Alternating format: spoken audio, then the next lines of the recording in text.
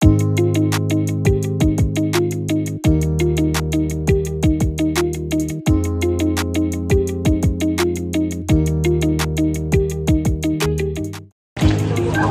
di-verbal na komunikasyon ay ang pagpapahayag ng mensahe na di gumagamit ng salita. Ang mga halimbawa nito ay ang pagpapakita ng ekspresyon, kilos o postura, eye contact, sign language, at pagpapakita ng mga larawan. Ang isang uri ng di-verbal na komunikasyon ay ang pagpapakita ng damdamin o ekspresyon. Narito ako ngayon upang magbigay ng halimbawa.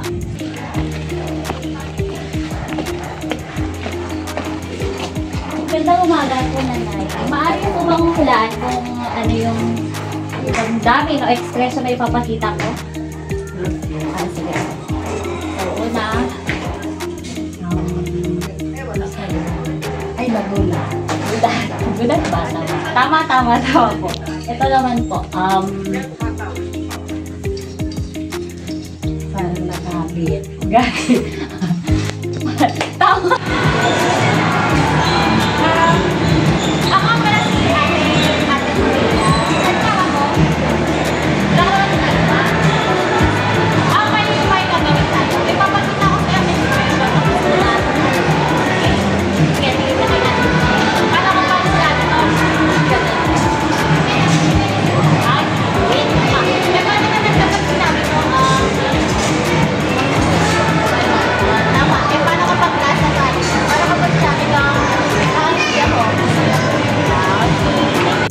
Ngayon naman, magtungo tayo sa eye contact, isa ring uri ng di-verbal na komunikasyon. Boss, dapat tapat mo yung track.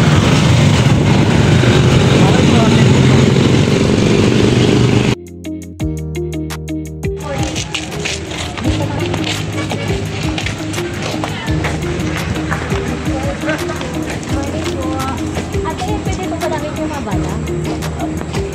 Mag-i-interview lang. Ay, interview? May ginagawa kasi kami sa isang subject namin na subject yun?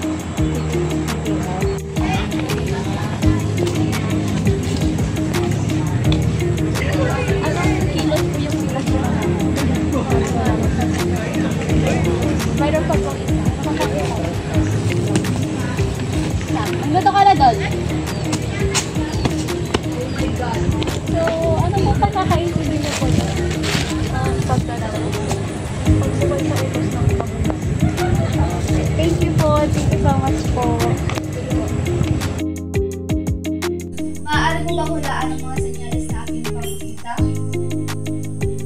Please. Okay. Salamat. Hi mga bata! Hello, ate! Wow! So, dito tayo para manghula. Huhulaan nyo lang kung ano yung nandito sa larawan. Kung anong emosyon or damdamin yung ipapakita ko, ha? Opo! Sige, unahin natin. Ano to? Nagagalit! Wow! Very good! Paano ba magalit? Very good! Okay, next one. Sunod, ano to? Umiiyak! Wow! Very good! Okay, last. Ano to? Nalilito! Wow! Very good! Bakit ka sarili?